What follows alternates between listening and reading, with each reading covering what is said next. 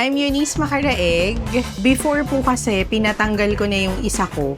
Medyo parang feeling ko, tinutulak na nung nasa tabi, nung impacted wisdom tooth ko yung ipin. So parang medyo may sakit na siya. And then nung nagpa-check up ako kay Dr. Kayla, yung dentist po, sabi niya, yun nga, kailangan na siyang ipatanggal para hindi ako mahirapan in the future. Kaya ayun po.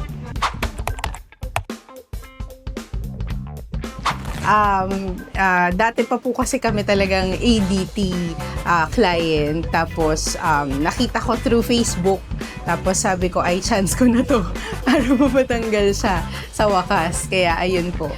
More power. Saka sana, mas marami pa kayong branches na mag-open sa lahat. Hindi lang dito sa East, pati sa mga ibang lugar. Saka, more power kay Ma'am Kim at kay Doc Don. Sana po maka-drop by kayo sa lahat ng branches ng ADT. Sobrang gagaling ng staff, saka ng mga dentist. Saka subok na sila.